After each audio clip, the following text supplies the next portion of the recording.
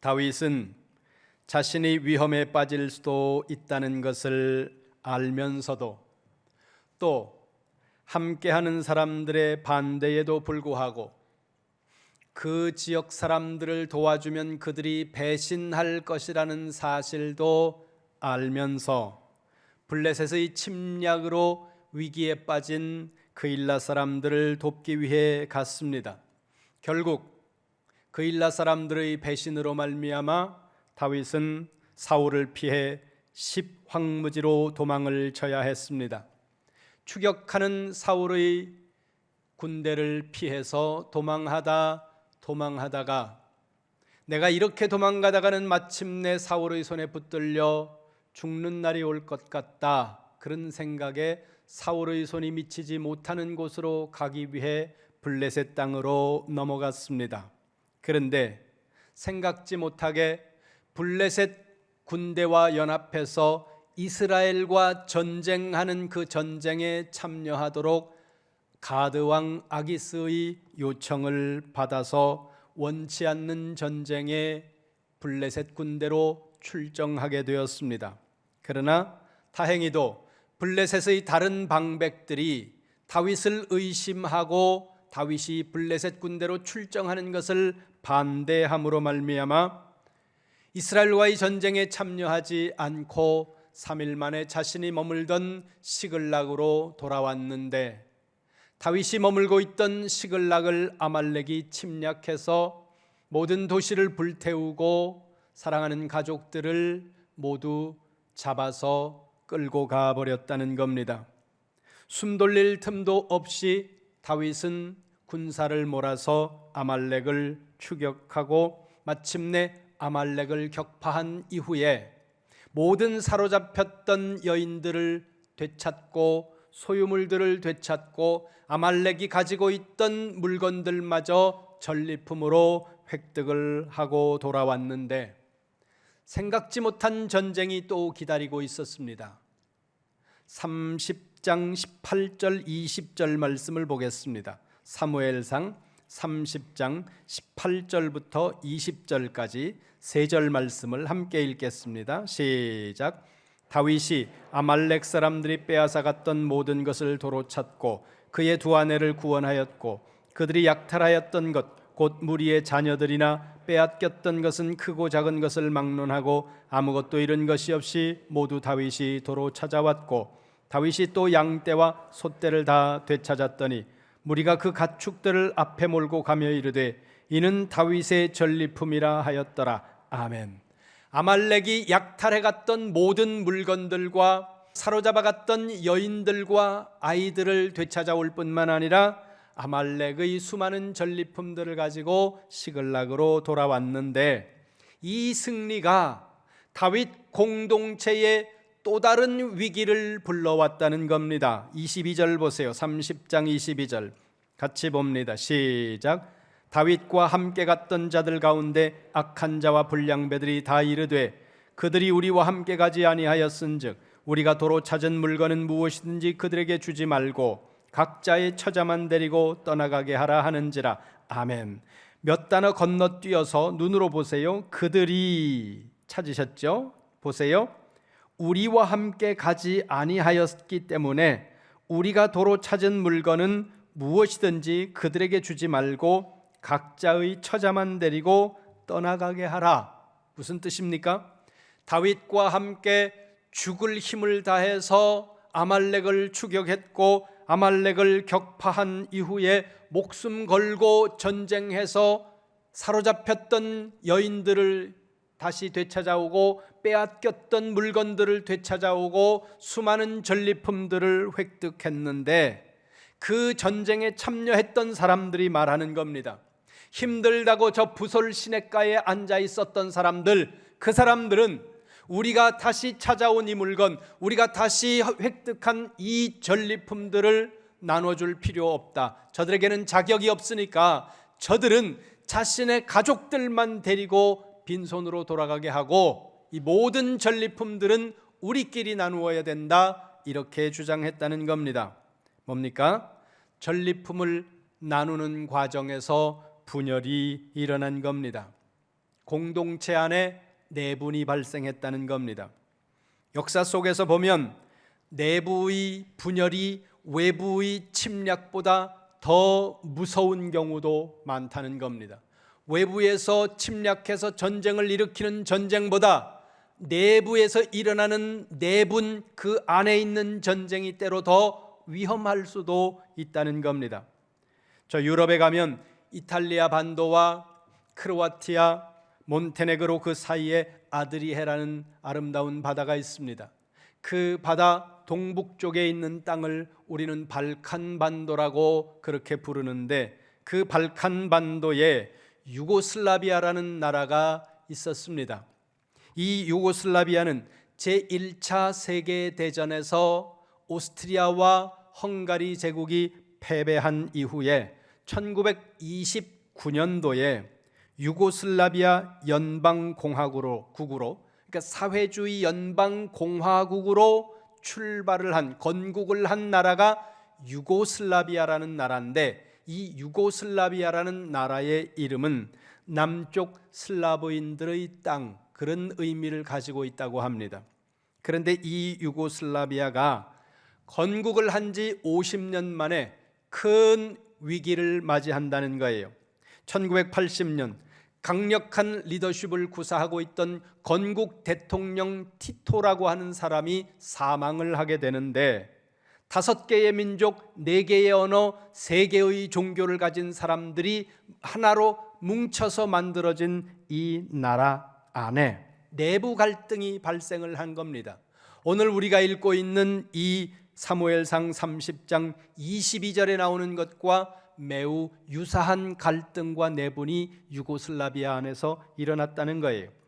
유고슬라비아라는 나라는 여러 민족이 연합해서 연방공화국을 이루었기 때문에 내부에 긴장이 늘 있었어요. 그런데 티토라고 하는 그 건국 대통령이 강력한 리더십으로 그 민족주의를 누르고 있었는데, 티토가 사망하고 경제가 어려워지자 슬로베니아와 크로아티아 같은 발칸 서북 쪽에 위치했던 사람들이 왜 우리가 우리의 돈을 더 내서 가난한 지역에 있는 사람들을 도와줘야 되냐, 이러면서 불만을 표하기 시작했다는 겁니다. 가진 사람들이 더 내야 하고, 가진 사람들에게 더 많은 세금의 부담이 오고, 그리고 가난한 사람들에게 그것이 흘러들어간다는 것을 이 사람들은 불편하게 생각했다는 겁니다. 그러자 갈등이 일어나기 시작하는 거죠. 그러던 시기에 밀로셰비치라고 하는 정치인이 있었는데, 이 사람은 세르비아계 사람이었습니다.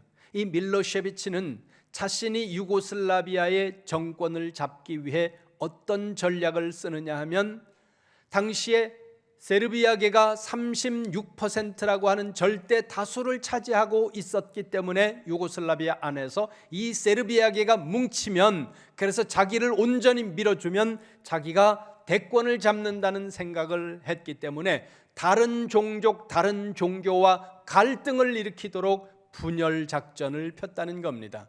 우리식으로 말하면 지역 감정을 조장하는 방법으로 자신이 대권을 거머쥐려고 그렇게 계획을 세웠다는 겁니다. 세르비아계가 뭉치자 다른 민족들도 자기들끼리 뭉치기 시작했고, 어제까지 이웃에 있던 사람들이 피부색이 다르다는 이유로, 종교가 다르다는 이유로 서먹함을 넘어서 갈등하기 시작했고, 시간이 지나면서 사람들은 싸움을 벌이기 시작했습니다. 종족 간에, 종교 간에 잦은 무력 충돌이 일어나기 시작하다가 급기야 1992년도에 지옥의 문이 열려버렸습니다. 보스니아 내전이라는 전쟁이 유고슬라비아 안에서 일어났다는 거예요. 밖에서, 외부에서 적이 침입한 게 아닙니다. 안에서 있는 그 나라 사람들끼리 자기들끼리 전쟁을 일으켰다는 거예요. 무슬림이었던 보스니아계와 동방 정교회였던 세르비아계, 카톨릭이었던 크로아티아, 이 세 세력이, 그리고 세 개의 종교 세력이 한 나라 안에서 뒤엉켜 싸움을 했다는 겁니다. 이 전쟁에 죽은 인원이 10만 명입니다. 그리고 5만 명 가까운 여성들이 성폭행을 당했고, 430만 명이 고향을 잃었고, 나라를 버리고 외국으로 떠난 난민이 90만 명이 발생을 했습니다. 경제는 파탄났고 그리고 민족의 유산들은 파괴되었고 유고슬라비아라는 나라는 지구상에서 지도상에서 사라져버리고 말았다는 것입니다. 9절 보세요. 사무엘상 30장 9절입니다. 같이 봅니다. 시작. 이에 다윗과 또 그와 함께한 600명이 가서 부솔 시내에 이르러 뒤떨어진 자를 거기 머물게 했으되 아멘. 거기 중간쯤에 보면 부솔이라는 지명이 나옵니다. 부솔 시내라고 기록하고 있는데 이 부솔은 다윗이 거주하고 있던 블레셋 내의 지역인 시글락으로부터 약 12마일 정도 떨어져 있는 남쪽에 있는 지역이었습니다. 그러니까 다윗이 원치 않는 전쟁에 블레셋 전쟁에 불려나갔다가 반대파들 때문에 전쟁에 참여하지 않고 다시 시글락으로 3일 만에 돌아왔을 때 시글락이 불타고 모든 여인들이 사로잡혀가고 그리고 소유물들을 다 약탈해 갔는데 그걸 발견하는 순간 울 힘도 없이 지쳐있는 이 다윗의 군사들을 독려해서 아말렉을 추격하기 시작하는데 순식간에 20km 정도를 남쪽으로 아말렉을 추격해 왔다는 겁니다. 그런데 20km쯤 추격해 와서 부솔 시내에 이르렀을 때 나고병이 생긴 거예요. 200명이 탈진을 해버려서 낙오를 한 겁니다. 600명 중에 200명이면 3분의 1입니다. 3분의 1이 낙오를 한 거죠. 낙오병 200명을 부솔 시내에 남겨두고 400명을 데리고 다윗 군대는 다시 아말렉을 추격합니다. 부솔에서부터 얼마나 더 추격했을 때 다윗의 군대가 아말렉을 따라잡았는지, 아말렉이 어디까지 도주했는지에 대해서 성경은 침묵하고 있습니다. 기록하고 있지 않다는 거죠. 그러나 우리가 추정해 볼 수 있다는 겁니다. 당시의 군대는 하루에 25km에서 30km 최대한 갈 수 있는 거리가 그 정도였습니다. 그러나 아말렉은 약탈한 물건과 여인들을 데리고 있었기 때문에 일반적인 군대의 속도로 도주하지 못했기 때문에 그들이 도주하는 속도는 하루에 15km에서 25km 정도를 봅니다. 그렇다면 12절 보세요. 사무엘상 30장 12절입니다. 같이 봅니다. 시작. 그에게 무화과 뭉치에서 뗀 덩이 하나와 건포도 2송이를 주었으니 그가 밤낮 사흘 동안 떡도 먹지 못하고 물도 마시지 못하였음이니라. 그가 먹고 정신을 차리매 아멘.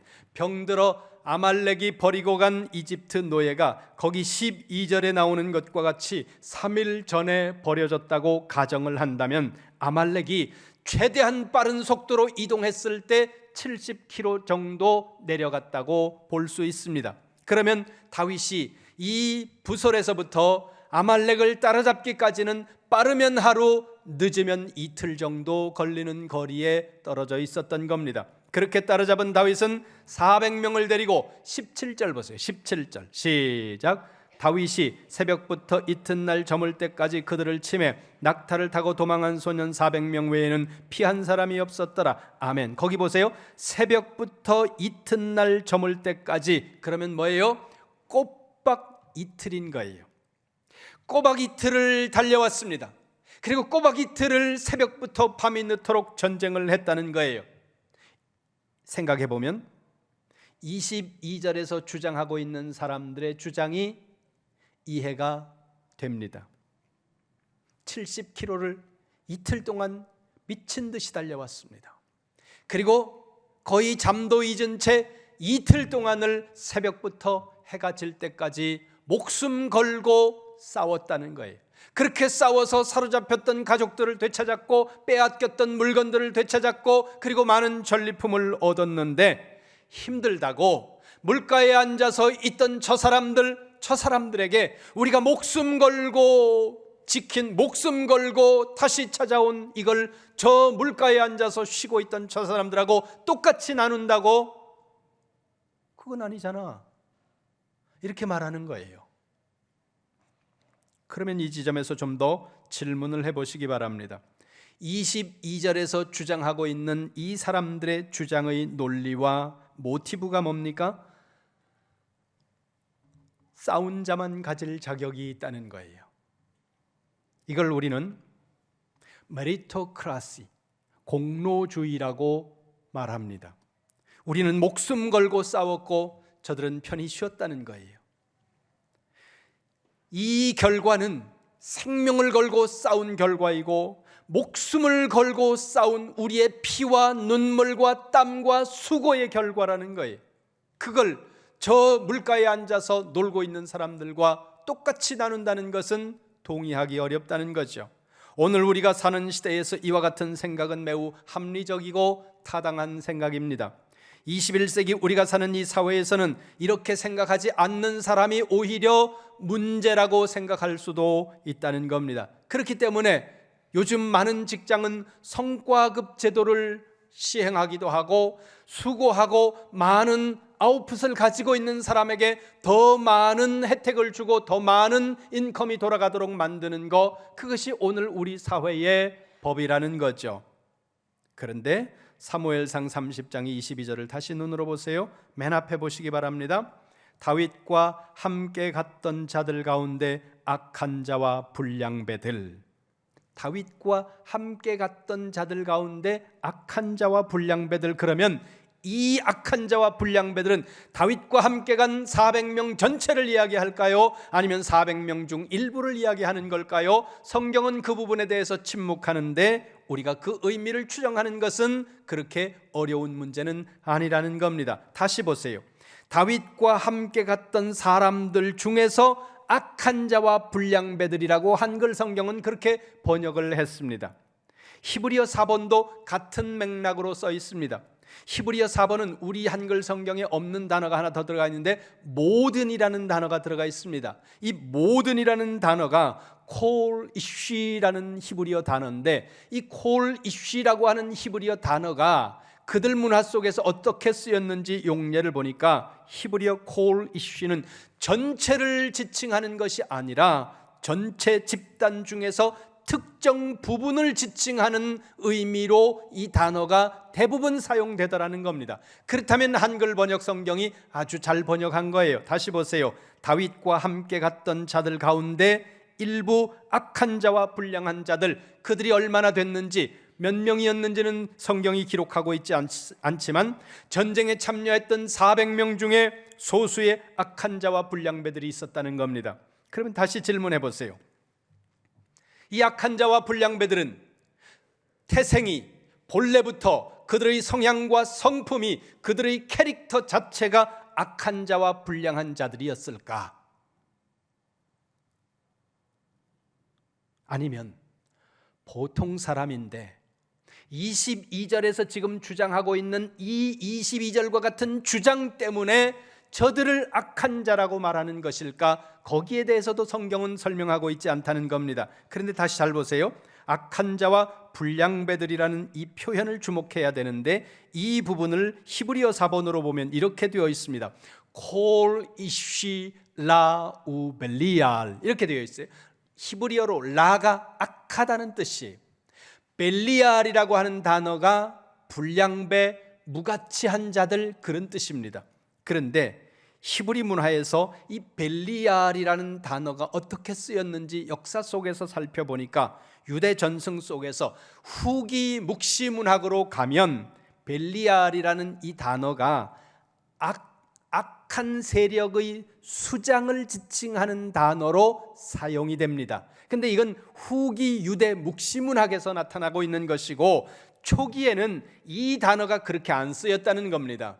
근데 지금 이 사무엘상 30장은 후기 묵시문학이 나타나기 전이거든요. 그러니까 지금 공로대로 분배하자는 이 사람들이 본질적으로 악한 사람들이라는 것이 아니라 성품과 캐릭터 자체가 악한 자들이라는 것을 의미하는 것이 아니라 지금 22절에서와 같이 주장하고 있는 그들의 주장이 악한 것이라고 성경이 말씀하고 있다는 것입니다. 사무엘서 30장 22절에서 하나님은 전리품을 분배하는 과정에서 푸솔 시냇가에서 쉬고 있었던 사람들을 제외하자는 그러니까 자기의 공로를 내세우면서 그 공로에 따라서 결과물을 나누어야 된다고, 분배해야 한다고 주장하는 사람들을 일반적으로 봤을 때는 인색한 자라고 하는 것이 맞는데, 인색한 자라고 하지 않고 악한 자와 불량배라고 말하고 있다는 겁니다. 무가치한 자들이라고 말하고 있다는 것입니다. 이렇게 말하고 있는 이유가 뭘까요? 하나님 나라의 공동체, 그리고 그 하나님 나라의 공동체의 하나됨을 깨뜨리는 것이 얼마나 하나님 보시기에 악한 죄인지를 말씀하기 위해서 이렇게 표현하고 있다는 겁니다. 그러니까 악한 자는 누굽니까? 공동체 안에서 자기의 공로를 내세우면서 자기의 지위를 우월하게 하려는 자, 그 자가 악한 자다, 성경이 지금 말씀합니다. 그가 불량배라고 말씀하고 그가 무가치한 자라고 말씀하고 있다는 것입니다. 24절로 갑니다. 사무엘상 30장 24절입니다. 같이 봅니다. 시작. 이 일에 누가 너희에게 듣겠느냐? 전장에 내려갔던 자의 분깃이나 소유물 곁에 머물렀던 자의 분깃이 동일할지니 같이 분배할 것이니라 하고. 아멘. 다윗이 하는 대답이에요. 22절에 이제 주장하는 사람들을 대항해서 다윗이 주장하는데, 거기 보세요. 전장에 내려갔던 자에서 내려가다라는 단어가 히브리어로 야라드라는 단어예요. 근데 그 뒤에 나오는 머물렀던, 머물다라는 단어가 히브리어로 야샤브라는 단어입니다. 한글은 내려가다, 머물다 연결점이 하나도 없는데 히브리어 단어는 지금 다윗이 언어 유희를 하고 있다는 거예요. 야라드, 야샤브 이렇게 하면서, 이 요즘으로 말하면 그 힙합하는 청년들이 라임을 맞추는 것 같이 단어를, 이 동사의 단어를, 대등한 동사를 사용하지만 발음이 유사한 동사를 배치하면서 역할은 다르지만, 세운 공은 다르지만 가치가 동등하다는 것을 말씀하기 위해 이 단어를 통해서 다윗이 지금 언어 유희를 하고 있는 거예요. 그러면 다윗이 왜 이렇게 말을 하고 있을까요? 이유가 23절에 있습니다. 23절 같이 봅니다. 시작. 다윗이 이르되 나의 형제들아, 여호와께서 우리를 보호하시고 우리를 치러 온 그 군대를 우리 손에 넘기셨은즉 그가 우리에게 주신 것을 너희가 이같이 못하리라. 아멘. 다윗이 하는 말입니다. 23절 다시 보세요. 여호와께서 우리를 보호하시고, 여호와라는 주어가 그 다음에 생략돼 있어요. 여호와께서 우리를 치러 온 그 군대를 우리 손에 넘기셨고 여호와께서 우리에게 이 모든 것들을 주셨다. 뭡니까? 다윗은 명확한 거예요.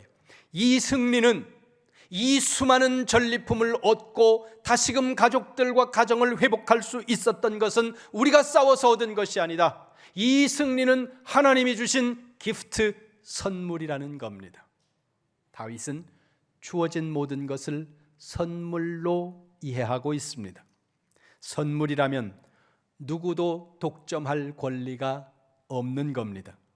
전방에서 칼을 들고 목숨을 걸고 싸웠던 사람이나, 피곤해서 낙오한 사람이나, 짐을 지키고 있었던 사람이나, 병들어서 아무것도 할 수 없었던 사람이나 모두 다 하나님이 주신 승리에 동참할 자격이 있다는 거예요. 그래서 선물이라고 표현하고 있는 겁니다. 여러분 한번 생각해 보세요. 비극적인 전쟁이 지구상에서 계속 끊임없이 일어나고 있는데 저 팔레스틴의 가자 지구가 비극적으로 초토화되지 않았습니까? UN 기구에서 거기에 많은 물자들을, 구호 물자들을 보냅니다. 그러면 그 구호 물자들이 들어가서 어떻게 배분되는지 공평하지 않을 거라고 생각은 합니다만, 원칙적으로 한번 보세요.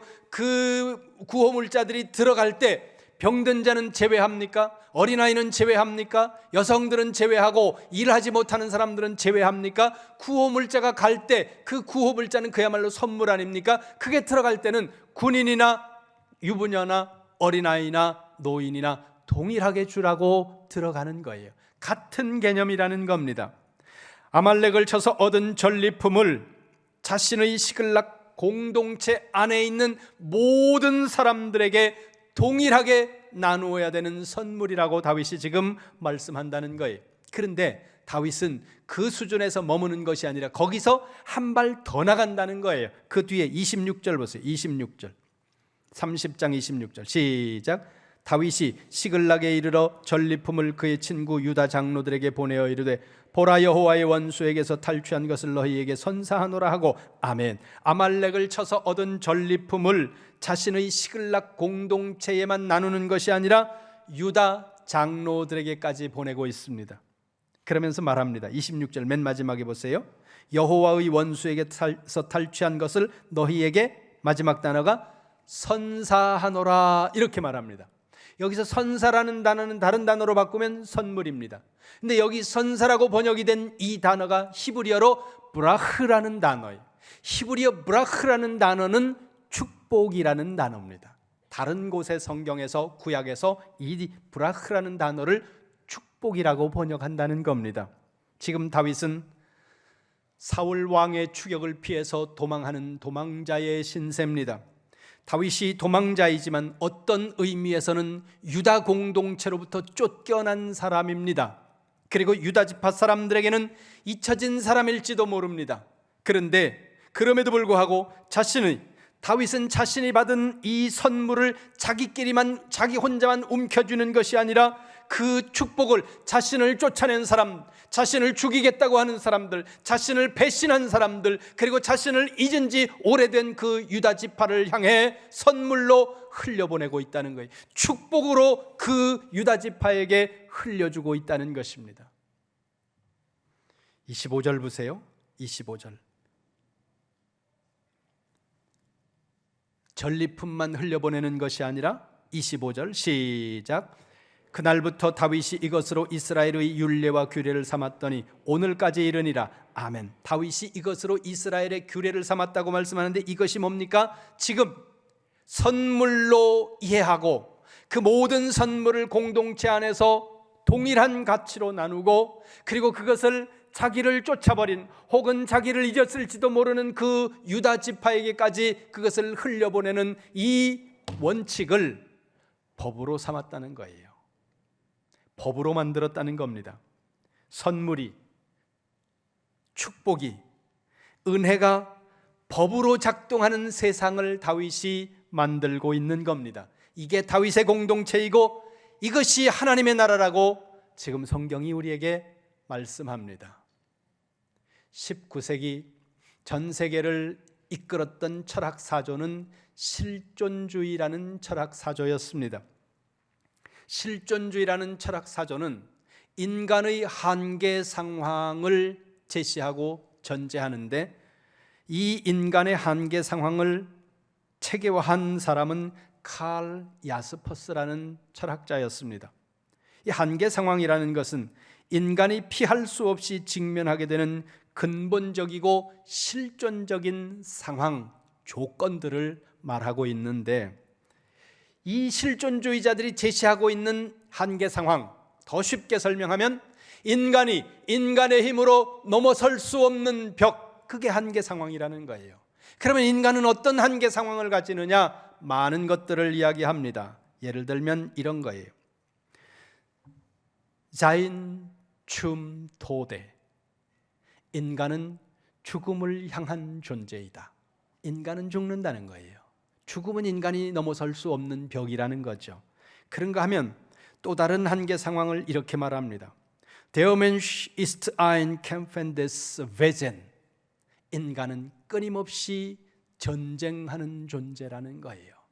인간은 끊임없이 싸운다는 거예요. 살아있는 한 인간은 투쟁하는 존재라고 말씀하고 있다는 겁니다. 그런 갈등의 본질에, 싸움의 본질에 우리도 모르게 우리 안에 깊이 뿌리박고 있는 공로주의가 있다는 거죠. 내가 노력했고, 내가 땀 흘렸고, 내가 수고해서 얻었기 때문에 내 것이라는 거예요. 승리의 원인이, 승리의 결과가 내 것이라고 주장하는 겁니다. 그런데 내가 이겼다, 내 것이다, 그렇게 생각하는 순간 타인을 향한 긍휼은 사라지고 정죄만이 남습니다. 원망과 불평과 그리고 갈등과 분열만이 남고, 그런 공동체 안에는 싸움밖에 남는 것이 없다는 거죠. 그리고 그 싸움이 격화되면 결국은 마침내 지도상에서 사라진 유고슬라비아와 같이 공동체는 사라지게 된다는 것입니다. 그런데 다윗은 이 논쟁의 주어를 바꾸어 버립니다. 22절에서 말하는 사람들, 악한 자들과 불량배들은 주어를 자신으로 삼고 있습니다. 그런데 다윗은 자신이 주어가 아니라, 내가 주어가 아니라 여호와로 주어를 바꿔버린다는 겁니다. 여호와께서 하셨다는 거예요. 여호와께서 이 전쟁을 이기셨고, 여호와께서 우리의 소유를 우리에게 선물로 주셨고, 여호와께서 우리의 모든 것들을 회복하게 하셨다. 그런 거로 우리에게 주어진 모든 것은 여호와 하나님이 우리에게 주시는 선물이다, 축복이라는 겁니다. 이것은 다윗을 통해 보여주시는 예수 그리스도의 모형입니다. 예수님은 십자가에서 홀로 승리하셨습니다. 예수님이 십자가를 지고 죽어가던 그 순간에 예수님 주변에는 아무도 없었습니다. 겟세마네 동산에서 무리의 손에 붙잡히던 그 밤에, 유다가 배신하던 그 밤에 지친 제자들은 모두 다 잠들었고, 무리의 손에 넘겨지는 예수님의 모습을 본 사람들은 필사적으로 도망가다 어떤 제자는 벌거벗겨진 채로 도망가기도 했고, 유일한 제자 베드로만 예수님을 어찌 되나 보려고 멀찍이 따라가는데, 빌라도의 재판정 안에 들어가서 그만 저주하면서 예수님을 부인한 채 베드로마저 무너져 버렸다는 거죠. 주님 홀로 십자가를 지셨고, 주님 홀로 구원과 영생을 이루셨습니다. 그 십자가의 구원에 우리는 어떤 공로도 없는 사람들입니다. 하지만 주님은 그 모든 십자가의 승리를 통해서 얻은 구원의 영광을, 그 구원의 선물을 우리에게 주셨다는 거예요. 우리 모든 사람이, 누구도 그 구원의 공로를 보탠 사람이 없음에도 불구하고 주님이 우리에게 구원을 선물로 주셨다고 에베소서 4장 8절에서 말씀합니다. 보겠습니다. 신약성경 저 뒤쪽으로 가서 에베소서 4장 8절입니다. 시작. 그러므로 이르기를 그가 위로 올라가실 때에 사로잡혔던 자들을 사로잡으시고 사람들에게 선물을 주셨다 하셨도다. 아멘. 그가 우리 모든 사람들에게 구원을 선물로 주셨다는 겁니다. 여러분, 우리 모두는 부설 시냇가에 주저앉아 있던 200명입니다. 우리는 죄와 싸워 이길 수 있는 존재들이 아니었습니다. 우리는 누구도 죄와 싸워 피 흘리도록 싸운 사람이 하나도 없다는 거예요. 그러나 우리의 왕 되신 예수 그리스도께서 십자가에서 승리하시고 부활의 영광의 주님으로 돌아오셔서 자격 없는 우리에게 구원의 선물을 주셨습니다. 그리고 이 구원의 축복을 우리를 향해 열방으로 흘려보내라고 오늘 우리에게 말씀하고 있다는 것입니다. 이 은혜가 여러분을, 그리고 여러분의 삶의 자리를 통치하는 법이 될 때 여러분이 있는 곳이 하나님의 나라가 되는 것입니다. 여러분, 은혜를 법으로 삼고 축복을 흘려보내는 축복의 확장자, 축복의 통로가 되시기를 주님의 이름으로 축원합니다.